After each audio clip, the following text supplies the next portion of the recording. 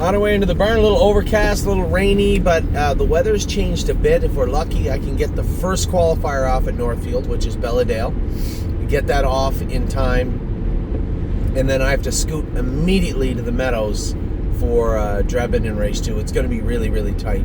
But both, well, listen, if I'm going to give them an order of importance, Belladale is the most important. So I'll chance it. We'll see if we can make it. Addie Bear, I got my co-pilot with me. She's going to play Weather Girl today. Do you want to give us a little update on the weather, Addie? Yes. You have to speak up. Friday, it's going to be partly cloudy, and it's 74 and going up to, 54 and going up to 74. Okay. Sunday, it's going to be partly cloudy, going up 74 and going up to 69. Whoa, Sunday, would you say 69 going up to 74 or 74 going up to 69? No. That's right. 54 going up to 69. Okay, so a little chilly. A little chilly. Sunday, it's going to be sunny and 50 going up to 79. Oh, that's cool. Monday, it's going to be sunny, 54 and going up to 85. What place is this at, honey? I don't know. Well, when you're looking at the weather, what does it say? It says, what's the name at the top on the left? Let me see. Let me see quick. That is Cupertino. Where the hell is Cupertino? I don't know. That's what it's going to be like in Cupertino anyway. No, there's one more. It's all right. Oh, it's okay. We only need till Monday. It's fine. So I'll decipher that for you. It is a little chilly right now, 64 degrees, but going up to apparently 79 in Cupertino. Not sure where Cupertino is, but I don't need to know. Relax. At the Meadows, chance of rain later on in the day, but if we're lucky, we'll be able to get our races in. That would be handy. So right now, I'm on my way into Northfield Park. We had a decent day yesterday. We had a few surprises, both good and bad. I guess not bad. When I look at, well, the brakes were bad, but anywhere between unfortunate to disappointing with the knee boot coming down on Dame Hanover. There's not much we can do about that. Well, yeah, there is lots we can do about that. So, when it comes to knee and arm boots, especially horses like Drebin, who's racing today, that touches them, what I'd like to do is run a little black duct tape right across the top. Now, you might say, Anthony, that sounds a little pig farmerish. It is somewhat, but the duct tape is very sticky. And if you put it right on the arm of the horse, so it tapes the knee boot there, it won't move, it won't come down. Little tip for you today. Make sure you tear the outside so it doesn't irritate the horse's skin. Just tear it a little bit. So the duct tape's went that wide. Just tear a little bit on the top, on the outside, so it doesn't irritate him or her. That's what will go on with Drebin today, and that's what should have went on with Dame Hanover yesterday. But there was no way to know. It's not like Dame Hanover really gets at her knees. You see a knee boot come down, like, oh, that horse really must have pounded its knee. Not always. Sometimes you just strike it in the right way and loosen it, spin it. It doesn't take long to come down. So, especially, I found now, I told you guys the other day, Superway's knee boot, it literally just fell down going on the track. I just took them off. The knee and arm boots, for some reason, maybe don't fit as well as they should. I feel they should, though. But Dame Hanover's come down at the 5/8 pole, and you can see where that knee boot came down. She made a break strides later, and then come back trotting in a big last quarter, 28-1 to finish up her mile. So I guess for me, that's the takeaway. The knee boot's an easy fix. That won't come down again. But the last quarter she put in and her tenacity to catch up, she actually did go by me. Now, I was very disappointed in Incredibles mile after that. Just, she's never ever been known to have a power outage. And you can say, well, could it be she's just not good enough? Well, geez, that qualifier was very good. 58 last half driving off in the field. So at that point, I would have to disagree and say, no, it's not a power outage thing. Something must have went on with her. So we drew her blood today, but before we ever got to drawing her blood today, we scoped her yesterday, and I don't say full of mucus. 3 out of 5 is a significant amount.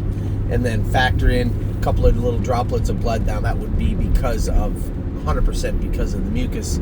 But when you factor all that in, you say, okay, now we're getting pretty close to 1 + 1 = 2. And what I mean by that, somebody asked me, Anthony, you say that sometimes, I don't know what you mean. Well, the mucus in the blood equals the pore mile, right? Mucus plus blood equals pore mile. We see the pore mile, factor in what we saw in the scope, and all makes sense. So it's not enough that you're like, oh man, she might be really sick, or geez, that might have really affected her. It did yesterday, but it's something we should be able to manage moving forward. And again, when you're talking about mucus, this isn't something that happens all the time. Probably just the tail end of a sickness. If I go back and look at walk myself back through her training over the last 2 weeks, factoring in that qualifier, for sure at some point in that time frame she probably got a little bit sick, and then you saw that manifest yesterday in a pore mile. And of course we verified that under scope afterwards.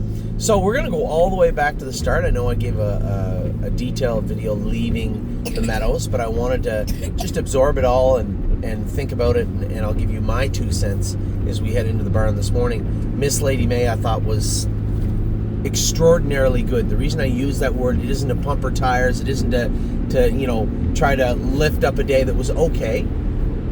No. There's a filly that was crazy her whole life. Didn't fight me at the gate, fell off the gate a little bit, nice and calmly, sat fourth, had a horse go around her on the outside, never an excitable moment, which is so rare for her. Second over in a methodical way. As soon as the horse cleared down to the front in the last turn, immediately in attack mode, and a driving off winner. You can't script it any better than that. That is a paint by numbers 2-year-old maiden victory for a trotting filly. And factoring in, as I said, how she's been all year long. Addie, you gotta turn that down, sweetheart.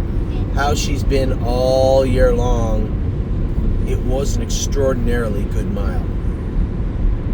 Very impressive victory yesterday for Miss Lady May. Now we go to PJ's Lovin', rolled off stride. You're going to have to turn the page. I don't know why she ran. I looked at the video a couple of times. Justin didn't know why she made a break. I mean, I'm just going to blame Justin, I guess. Because. And we'll turn the page. This is a filly. I jokingly made fun of him a little bit. I said to him, it's not your fault. She's due. I mean, she hasn't run since like February. She's due to make a break. She'll be fine. There's nothing found with her. There's no issues. Probably just, as I said, a little bit of a different surface between Northfield and the Meadows. Remember, she qualified at Northfield. Probably spun off that looser track with the flip-flops on and made a break. As he said to me after, well, I should have scored her down. Well, that's why I always score them down, right? I want to know how they feel. Because when you come out of that turn, when you're scoring them down, you let them kind of bounce forward a bit, you can get a feel, one of their body language, two, how they're moving around on the bike. Do they feel like they're slipping? And then in a case like that, you bring her into the gate. You'll see that I do that with a lot of the younger horses. I do that with a lot of horses, but a lot of the younger horses, because I want to be advancing as they say go. I don't want to be caught flat-footed. As the gate goes to speed away and then the horse goes to jump forward, that can happen. So unless I know the horse, know the surroundings, know the footwear, know the track, and I'm very comfortable with all above, I will more than likely bring them in. It's why I missed the gate with Incredible, but I missed the gate with Incredible because I didn't want to get her up on top of the gate. I'm not really worried about missing the gate in the maiden. I'll try to make sure I'm there on time for the stake race next week. But yesterday was more or less just trying to get a flat line on her. So Miss Lady May was amazing. PJ's Lovin', turn the page. It's non-consequential. It's frustrating. This is not a breaker. Now, she might prove me wrong next week, in which case we would have to revisit her shoeing. She's not a breaker. I'm not worried about PJ's Lovin'. Dame Hanover, not a breaker at all, ever. Why she made the break was obvious yesterday. The knee boot came down. She got all out of gear, rolled off stride, got foot refocused, come back into it, and then came a blistering last quarter, 28-1. Looked very, very good doing it. I'm not worried about Dame Hanover in the least. Incredible. We already know what happened. A little bit of sickness. Mildly manageable. When I don't want to end up in the front with her every week, but when you let her come up into top speed on her own, float off the car, make her way to the front, that's when she's at her best. But you have to make sure she's healthy. I don't think she's sick per se. I think she was just kind of getting over some sickness. And that's what we saw yesterday. Dublin's Ferrari was awesome, as I said. I was a tiny bit miffed the way the race played out. But make no mistake, Miss Lady May, for sure. But Dublin's Ferrari's no joke. And as I said yesterday, if she's mine, I race her in the next gen. Everybody can make mistakes. I'm certain she won't. I guess as certain as you can be with a 2-year-old. Was she going to go into the next generation at 8-5? No, of course not. She's going to be where we don't like to race, 8, 10, 12, 15 to 1. But with a good draw and a good trip, a little luck from the racing gods, you never know what could happen with this filly. Make no mistake, they're not going to embarrass her. She's not going to go through like, oh my God, she's just not as good as we thought. No. She's the Sire Stake filly. She's no joke. And I guess that really is what it boils down to. That's what I asked myself. I could put her in the Buckeye, no problem. Just when I look at this filly, she just looks good. She does everything you want her to do. And she is the type of horse you're going to look back, much like My Jazz. Go look up My Jazz and how much money she made. It's still surprising to me this day and age, in this day, right now, if I looked her up, how much money she made as a 2- and 3-year-old. I guess a little bit as a 4-year-old also, but not much. Because she was always Johnny on the spot. She was always there. When anybody made a mistake, she would always capitalize. That victory in Delaware, the favorite made a break. I got a cheap half. She won the race.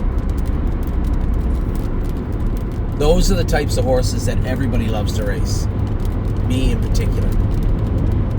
We talk about how Degas has been her whole life. Exact same type horse. Not as fast as the Jailbird Jogs and the top horses in the division, but you give her a chance. And she'll get you there.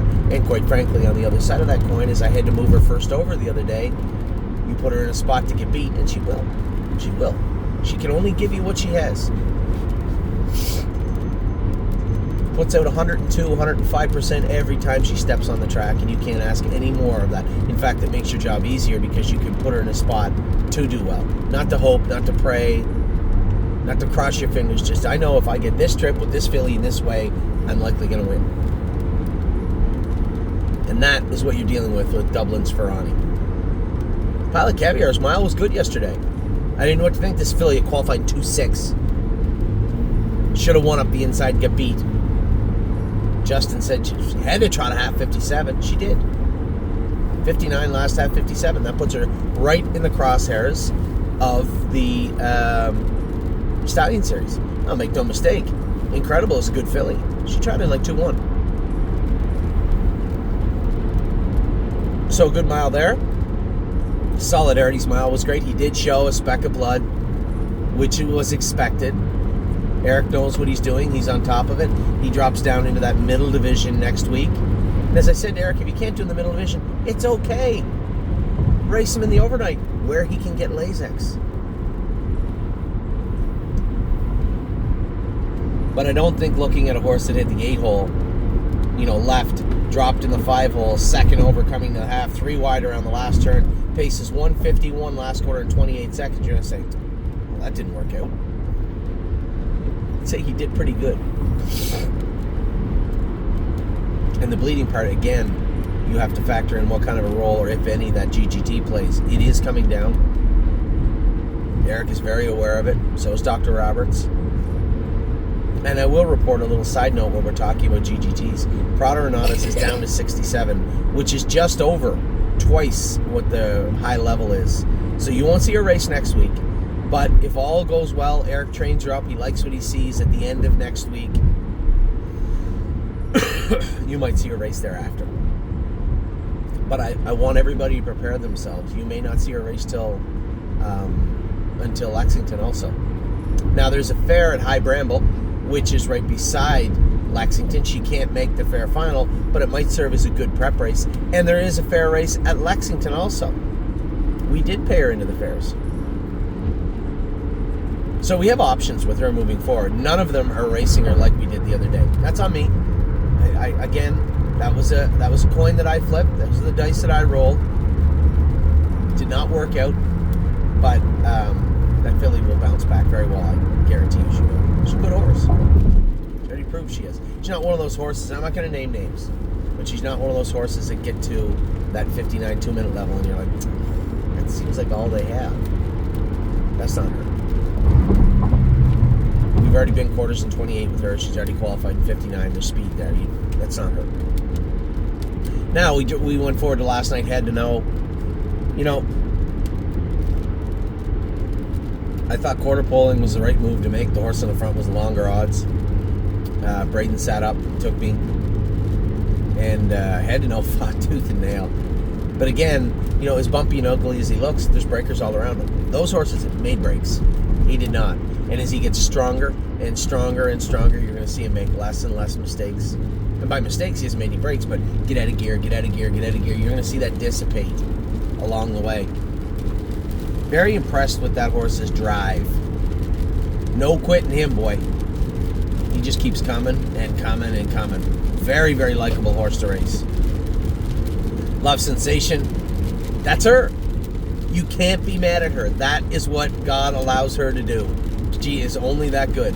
But she did faster than she ever did last night. Every week, baby steps forward. Who knows? You might see her turn into a 56, 57 trotter by the end of the summer. Leave, sit, follow. She's good at all three. She did her work well last night, which is the opposite of Uncle Danny.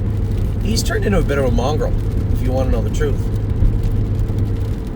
You can get that dog chain off him now. He's not even pulling. Wandering on the track. Got to be something bothering him, but it's not found in his blood. It's not a liver count. It's not an AST. He's not bleeding. He's just not good right now. But he is going to the fairs. We're going to get his confidence up. I can guarantee you that. What about the mile from My Name is Swaney last night? My Lord.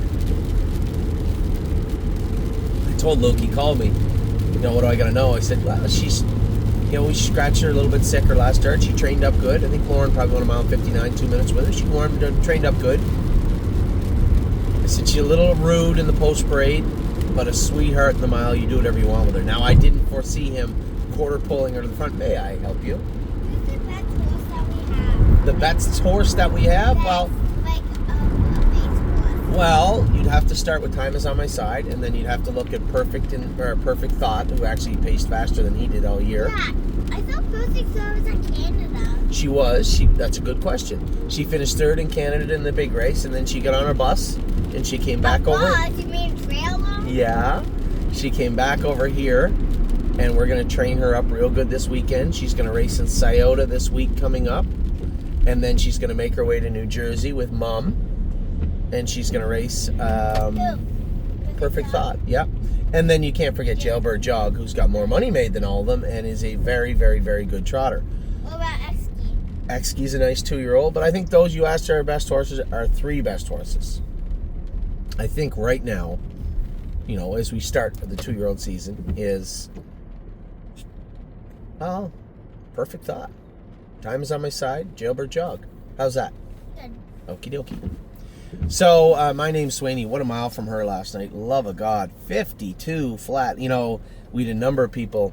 I love talking with a number of our clients. Brian had messaged me and said, hey, I know she's picked to win Morning Line, but I don't think she can win. I said, thank you for that. Speed, right? And as I said to Brian, I know that there's only so many things, so many points of reference you can use in this industry. Classification, trainer, driver, blah, blah, blah. Time is one that is you got to be careful with, right? And I guess it depends on how you use it. How he uses it is over a long period of time, a scale, which I guess is fair. But you don't know. Now, Waney is a 54, 55, 56 probably pacer at Northfield and was a winner last night in 52 and 2 or 52 flat, something like 52 and 2 maybe. If you'd have told me she paced 52 last night, I'd tell you were crazy. She didn't just pace 52, by the way. Watch the race. She manhandled them in 52. Luke was like a statue halfway down the lane. But I did tell him second start Lasix is important. May I help you? I'm cool. You're cold. Well, you can turn up the heat on your vent. If you can do No, the I weather turned it forecast, well, you've turned it off, then that's on you. You can do the weather forecast. I'm sure you can operate the heat. Raining a little bit, not liking this. I gotta qualify our filly and then jump right in the car and jet immediately. I told Lauren I'd train her filly today. I was supposed to train another horse today also. Won't be in this weather, I can tell you that. I'm gonna see the weather. I think it's supposed to blow over. Can you just turn that down just for a sec, babe? Just a little noisy. So Wayne, unbelievable last night. Just mopped them pretty good. You know, that's typically not her. Quarter pole to the front, control the race, drive off, especially in that time. No, she was extra good last night. But as I said, I think the mitigating factor there would be second start Lasix. If I'm going to be completely honest with you, I think that played a big role. Now, don't get too excited. I'm not saying that she's going to pace 52 at Northfield. Of course not. She's going to pace 55, 56 at Northfield.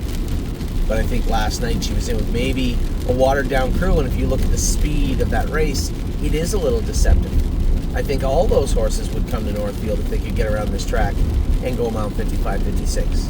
But in Scioto, that's 52 right now, which is very fast. Rico Tubbs was not himself last night. I don't know whether he tied up. I don't know whether his liver's bothering him, something. The horse just looked like a shell of himself. But this has happened before. So we'll get to the bottom of that today. We are going to qualify, race, draw blood on Rico and a number of the other horses. We are going to draw blood on Incredible. Anybody else? Solidarity, we're going to draw blood on again. I think that's it. Uncle, well, we already drew enough blood on Uncle Danny. He just needs to come back to life. That's all. So that's where we're at right now as we head into this Thursday morning, a little overcast, rainy morning. It's supposed to be decent weather the rest of the day, off and on, rain, sun, which isn't the end of the world. I just hope it doesn't rain at the Meadows when we're racing. That would be good. It appears it is going to rain when we're qualifying our girls, so that is upsetting. Hopefully Bella Dale will qualify just fine. We'll see how she looks. She's going to need a stiff qualifier. I don't mean fast, I just mean good. She's going to need a good qualifier this morning. May I help you? And are you racing at the Meadows? Yes, honey, you know that. You're coming to the Meadows with me. We're going here right after Northfield. See, it says 9. Sometimes you like jog. Yeah. So like when we went with Ava and Ollie, you were just like train horses. Yeah, I gotta train a horse and qualify a horse here soon. We're getting to it right now. Anyway, that's your recap of Wednesday, Thursday today. We have driven Lou Armstrong.